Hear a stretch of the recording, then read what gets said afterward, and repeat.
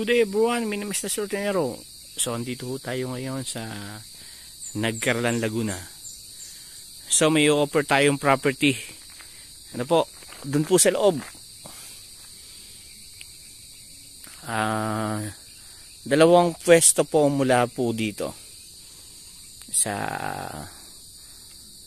property na to, dalawang pwesto. Siguro possible po natin dito kung magkaroon ho tayo ng right of way dito po sa gilid. Ito po, makabili po dyan ng right of way. Papasok po doon, loob. Ayan. Ayan, may mga nagbabakod na nga po dito. Ayan o. So, gagawin pong resort yan. Hanggang doon po yan. Ano? So, ayan, binabakuran na po nila. So, mula po dito sa property, mula po dito sa location na to, kung pupunta po kayo ng bayan, drive na po, more or less po siguro nasa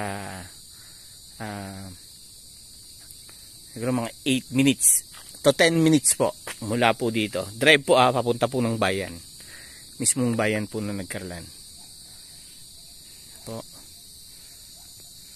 Dito po kasi wala pang ganong wala pa hong ganong development. So yan, pero ang maganda naman ho, meron na hong yan, may mga kuryente na ho. Ano po? Ayan, ito nga ho, meron na pong kuryente ito. So wala pa nga lang ho ditong tubig. Ano, kasi ito yung bundok ho, nasa taas po ito. Ano po? Ayan. So papasok po muna tayo, papakita muna natin yung property. Ano po? Ang sukat po na itong property na to is nasa 2.4 hectare. 24,000 square meter po ito. Ayan. So dito lang ho muna tayo dumaan. No? So possible po kung sakaling mabili nyo, dito po sa gilid na yan ang magiging right of way. Po. Ayan, kausapin natin ho yan dyan para makabili po dyan. Or baka naman ho ito binibenta na rin. Siguro baka ho mabili nyo, no?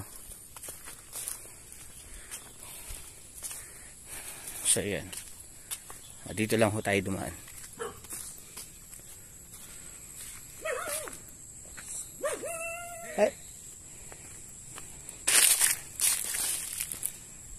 Ayan, dito muna tayo dumaan.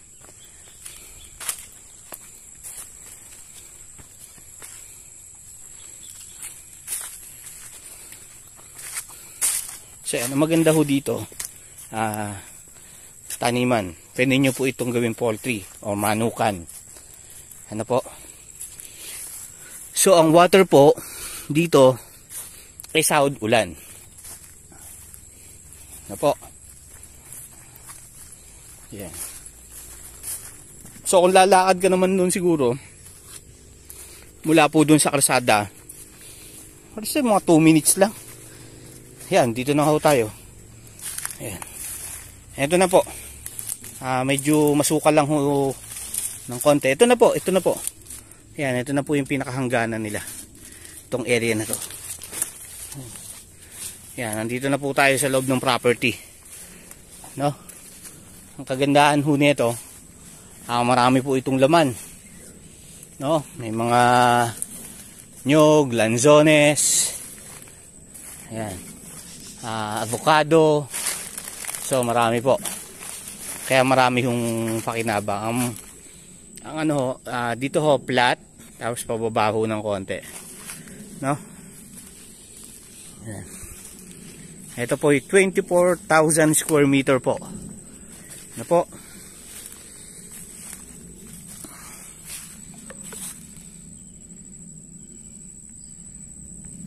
So ang presyo po nito, pwede po tayo i-fix po natin sa 450. Ano po, kasama na po lahat. Apo, hanggang transfer. sa pangalan po ng buyer. 450 po per square meter, kasama na po lahat ang transfer. Ano po, hanggang title po. Yan. So yun, sa lahat po ng interested dito sa property na to, call na po agad kayo. Ano po? Hindi naman po ito rush. Ano po? Ayan. So maganda ho, maraming tanim. Po, may mga bagong tanim pa ho ditong nyog. No, napakarami pong nyog nito. Kasi 2.4 hectare po. Kaya kung interesado po kayo, no? Call na po agad kayo. Ayan, medyo binagyo lang. Ayan, pasuka lang. Pero may nag-aalaga ho dito. Maganda ho ito pag nalinis, no? Tapos yan, pagdating ho dyan, medyo pababa lang ho siya ng konti. Ayan. Ayan. Papunta pa ho yan doon, no? Papaganon pa ho yan. Tapos eto ho, dire-diretso pa ho yan dyan, papaganon. Napakalaki ho na ito.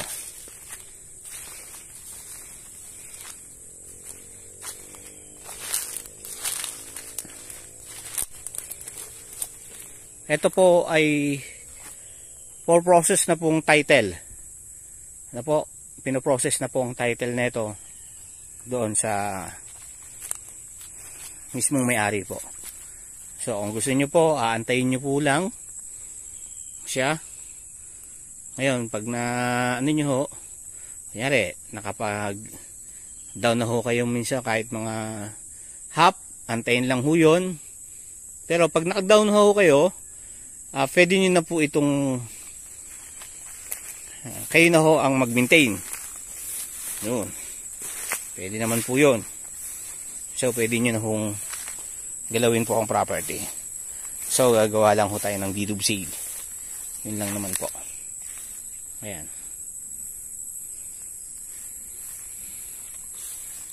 Kaya kung interesado po kayo dito sa property na to, ano, tawagan nyo na po ako para maano na ho natin to, ma-process na po agad natin. Ito po yung tax declaration.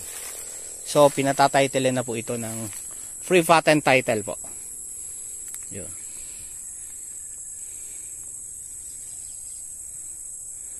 So yun, sa lahat po na interested dito sa property na to, call na po agad kayo. Ano po, inaantay na po kayo. Kaya huwag na ho kayo mag-atubili na kontakin po ako.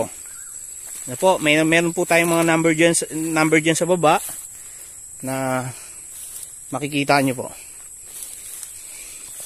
Ayan o, napakaganda ho. Nasa taas po ito ng bundok. So yun, thank you so much po and God bless. My name is Nestor Tenero. Watch my video and subscribe po. Huwag niyo pong kakalimutan mag-subscribe para lagi po kayong update sa ating mga binablog na farm lot. Ito po. So yun, thank you so much po ulit and God bless po. Thank you.